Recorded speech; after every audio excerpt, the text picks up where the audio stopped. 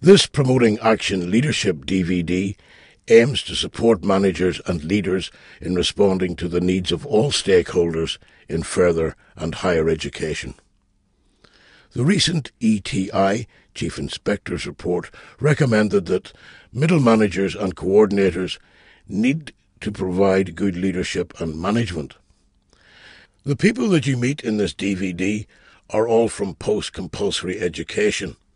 You will hear them consider what leadership is, explore the differences between leadership and management, discuss leadership in practice, and reflect on leadership styles. Practical leadership tips and additional material to help support the new or existing manager using this resource are also available.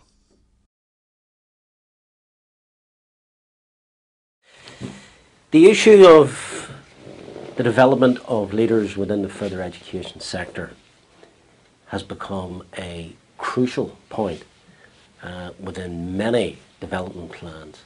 For example, most of our quality assurance procedures, everything from the IQRS process right through to business excellence, stresses the importance of leadership. Leadership in the sense that not only is it there and evident as a theoretical concept, but very clearly can be monitored in a very practical sense. This creates a number of imperatives for senior managers in the colleges, perhaps more so in the post-merger context. And we in the college have developed a number of partnerships across Europe, within Africa, Australia, and of course within the North American continent. It's important because the development of management and leadership skills isn't just about attending taught programs. It's about engaging with other leaders. It's engaging in a sense that people share their experiences and are given the opportunity to reflect on those experiences. The issue of transformational leadership is a key phrase that is used quite considerably, the more that we've got involved, for example, in global partnerships. This idea that you are developing your college, the service to students and other stakeholders for tomorrow rather than just today. We need to be operating at a much higher level of managing people, managing systems, but also offering this wonderful thing we call role models. And what we really need to do then is to ratchet up to a certain degree the expectations, the support programs for not only our current managers but our emerging managers, so that they don't begin to repeat the issues of the past, that they bring their own insight into what they think are managers and leaders.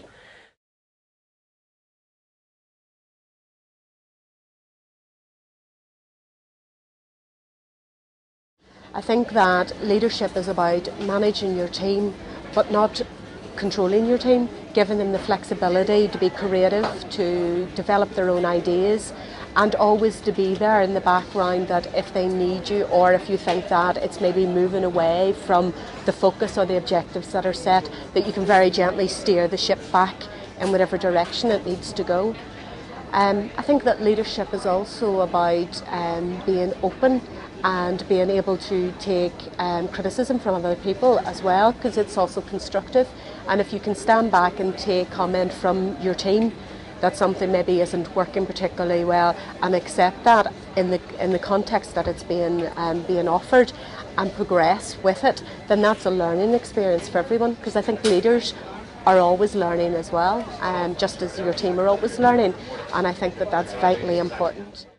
I think for me it's something about having a vision about what you want to achieve, and that's kind of an easy thing to have, but it's also about communicating that vision and understanding when people don't necessarily share the vision of where you want things to go, and persuading them of how you see things going, but understanding that people come from different areas and backgrounds, and it's not always easy for them to understand where you're coming from.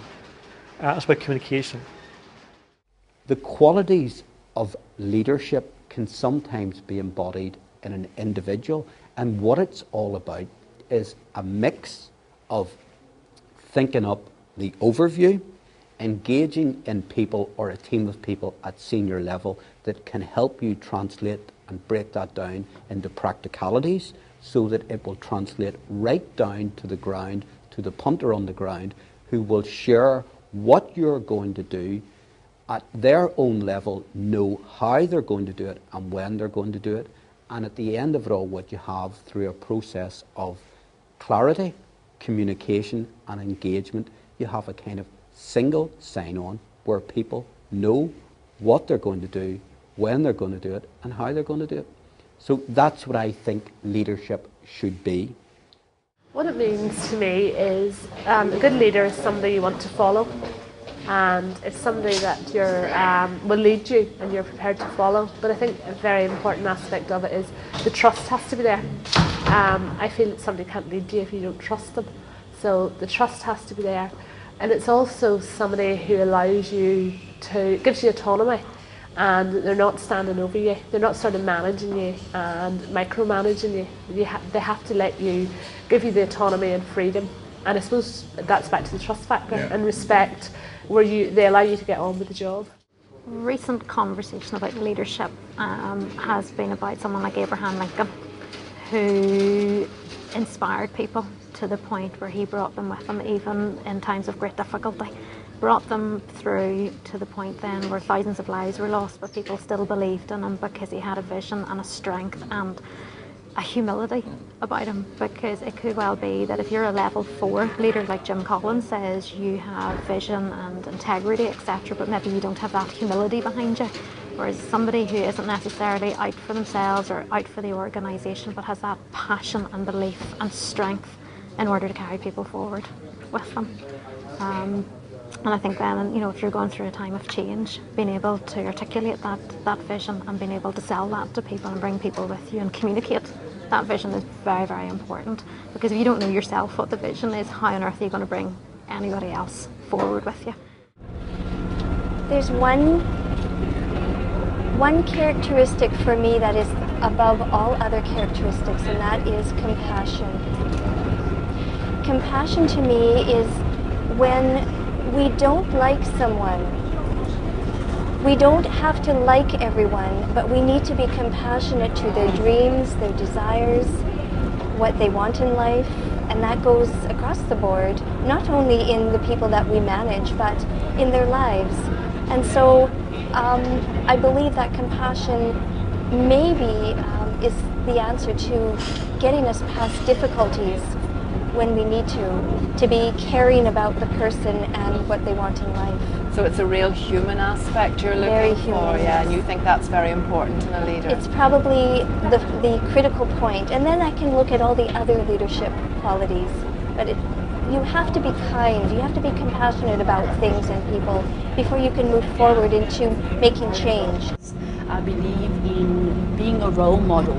And when it comes to leading the way, I believe in practicing what I teach as well, walking, the talk, and establishing a good leadership role, so that people can feel that they can work with me, walk with me, not ahead, not behind, but alongside.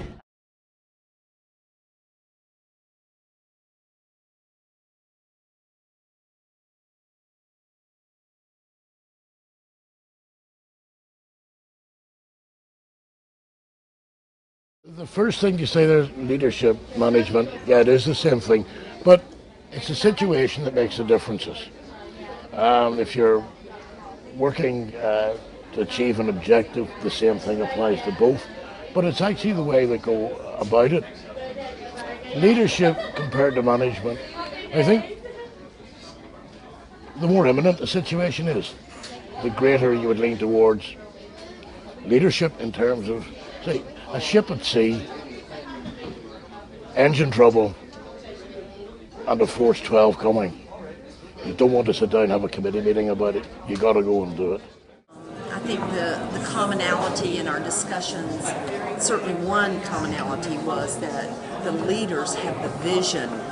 They have this ability to take us to new places, and we have the belief that the leader is going to be able to do that, whereas the manager gets caught up in the day-to-day routines and policies and procedures. I may have been looking at it more as leader, good, manager, bad, and in fact it depends on our strengths, and some of us are much more naturally managers than leaders and vice versa. I think you need to know what it needs to be done at the time, and whether it needs a manager direction or a leader's direction.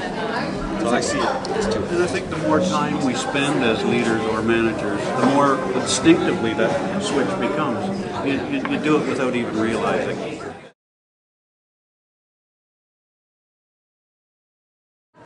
My current role at my college is more task-oriented, so I think that was more a manager than a leader. I want to make the switch to become more people-oriented. Well, I for sure would like to see more communication among my team, especially the last things that we talked about before we broke today about the 12 predictors of success in the workplace. A lot of them come down to communication. It all comes down to communication, and I'm going back committed to try to make some of that happen because it isn't right now. I agree with you, Mimi. I think one of the real keys is to have that open line of communication, and oftentimes we get bogged down whether we're leading in some new vision or whether we're managing things. We don't seem to find the time to develop those relationships with our faculty. I think mine is probably buy-in in terms of being selective about what are those situations that you really need to lead and make sure we're all on the same page going to the same place, and what are things that we don't need to invest that kind of time and energy around. What I'm going to take back is the need to paint a compelling picture of where we're going and what we need to do to get there. So that hopefully it'll bring everyone along a little bit better. Well, being clear about where you're headed, what is it that is so wonderful that we all need to get on the bandwagon about, I think is important, knowing what that vision is. It's generating a sense of optimism about a better place and a better future. People can learn from the way you deal and manage you. So modeling the way. Self-knowledge, which leads to self-confidence, and then courage to lead the way. I think it's a combination. I think a lot of the qualities that enable people to become great leaders is innate, but we have opportunities to develop those, and I think that's what is great about situations like this, is you don't sometimes even understand what those are or what you need to do to nurture them. So I think it's a combination would be my answer. Everyone has strengths. The main part is taking those strengths and becoming a leader. We talked the other day about talents, which in turn become your strengths, and that you get stronger in areas. So, I think there's a little bit of a talent that you're born with that you can develop and become stronger as a leader. The diamond may be there, it's in the rough perhaps, but it can be polished. You have to have something to start with, but you can always make it even better. And wouldn't it be kind of sad to think that we can't develop these skills? Because if that's the case, why are we spending our time in programs like this? I mean, we have to buy into that we can continue to develop our leadership abilities, I think.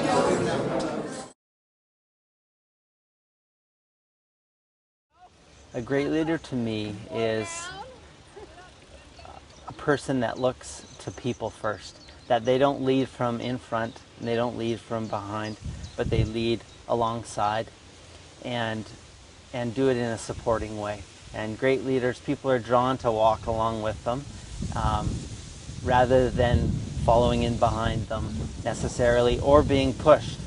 But I think it's people that walk alongside or who really generate the most support for people. So am I right in saying that you're definitely a democratic leader? Definitely. Well, Is anybody an autocratic leader these days? Yes, there are. There are. We're not all happy. I think we see autocratic leaders. I don't know that they always recognize it, but they do. They come in and speak to the task. They speak to what has to be done. They speak to what they want done first. Do they get results? Asking. Do they get the results at the end of it? I think over time they don't. I think over time they struggle. Over time they struggle because people can only be pushed and prodded so much, and people want to be involved in post-secondary, especially because intelligent, independent minds don't want to be told what to do over time. Over the past 6 months, I've had a chance to chair an institution-wide committee, and that provides a good example, I'd say, because we just wrapped up our work, and so I did hear from them that they appreciated how I led the group through the project.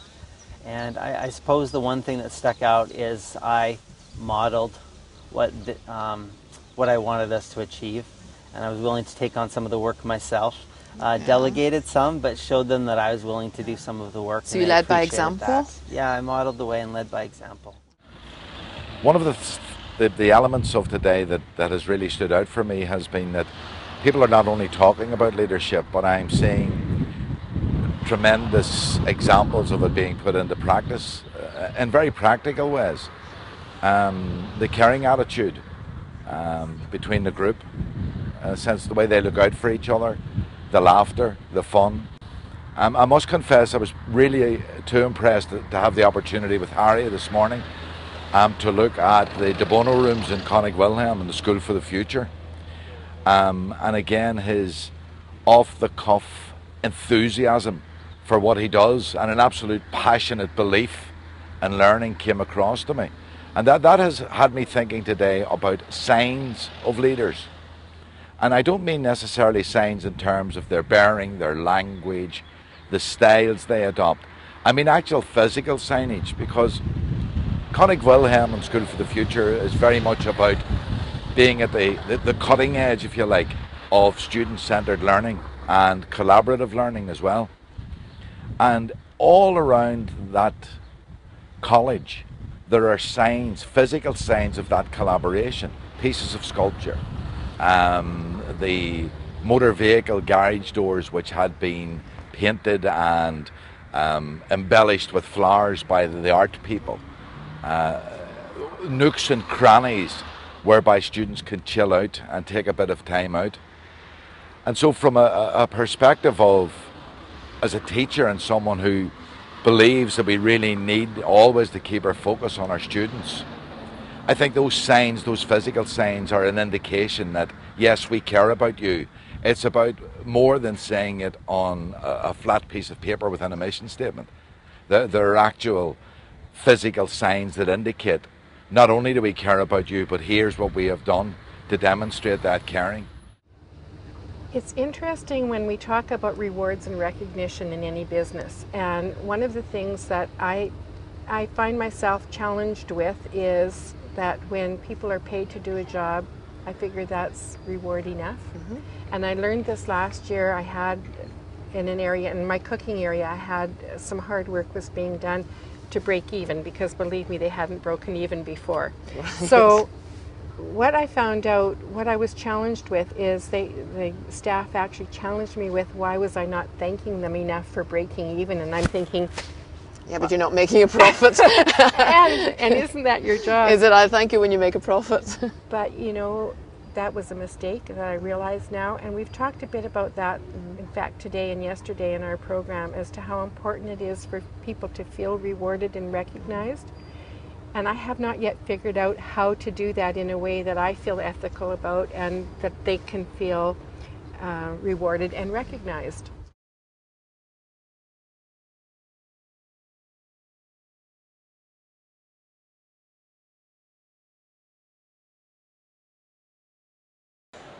I think transformational leadership came along at an appropriate time. There had been a long domination of management by focusing on tasks rather than paying much attention to people. And transformational leadership shifts that focus, not that the task isn't important, but shifts the focus to people and how important they are to getting the task done, I think. Right.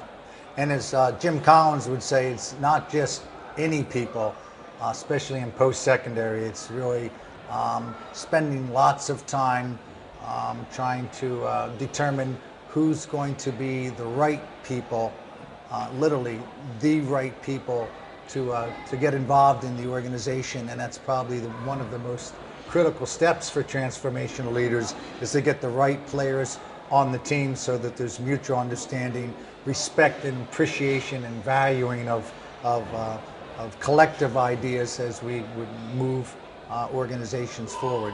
Transformational leadership is a commitment to a way of leading people, and it's not something that you do once and then move beyond. It's something that you internalize and that you enact in all of your leadership and management activities. And over time, what you attempt to do with that style is to empower those people who are technically your followers to take more responsibility for their own growth and development until they can themselves lead their own initiatives and not have to be controlled or directed as they would in a more traditional management style. We're looking to develop more leaders, not more followers. And transformational leadership is one of those umbrella concepts that's not necessarily the participants in this program responsible for transforming their overall institutions, but trying to make a difference in modeling those kinds of leadership behaviors and best management practices in their respective departments and areas. So it's one department or one person at a time, one step forward at a time, and one department at a time, and hopefully eventually the institution at large will be centering on student-focused needs, and that's what transformational leaders strive for, best serving students. Transformational leaders don't have to be huge, larger-than-life figures. They're often quite unassuming figures who lead through a certain kind of example, lead through the integrity and trustworthiness of their character, and really attract others to want to work with them, and in turn they empower those who do want to work with them to take more initiative and to take more responsibility for their own behavior. So they don't always stand out in the way that we think of a General Patton, for example, or an Abraham Lincoln. That's not what transformational leadership is about. Well, several years ago, an individual who Gary and I both know through his work, Donald Schoen, studied professionals, doctors, engineers, airline pilots, and discovered that the process of learning for them was what he called reflection in practice. And it's the linkage of the doing and the thinking about what was done and the informing of the redoing of it that makes professionals that unique type of worker that can moderate behavior, learn from practice while doing it. And I think that's a fundamental principle Gary was talking about here. We try and encourage people to really think deeply about what they're doing and why they're doing it and how it might be done differently, so that the activity of thinking about it and doing it become interconnected and not two separate activities. There are so many things that we want them obviously to take away from a program like this, but I think a heightened awareness of their ability to make a fundamental difference in their own practices, but also in the activities and actually the lives of the people who look to them for leadership. And it is modeling the way, it's encouraging others to see prospects and possibilities beyond just doing routine activities, of lifting their sights to see that there are goals and outcomes that exceed what would normally be expected and that don't come at a cost. They actually, because they derive from a strength that people have through this type of leadership, actually energize them rather than enervate them, as a lot of work tends to do to people if they're not seeing something meaningful come of what they're actually involved in. By viewing this DVD, you will have started to gain an insight into some of the elements of leadership and management. Elements such as the need for the leaders of tomorrow, not today, how leaders make a difference, and the importance of leaders being able to clearly communicate a vision. In order to help you further develop your understanding and awareness of these concepts, additional resources have been developed on the 4 core themes: what is leadership, differences between leadership and management, leadership in action, and reflective practice.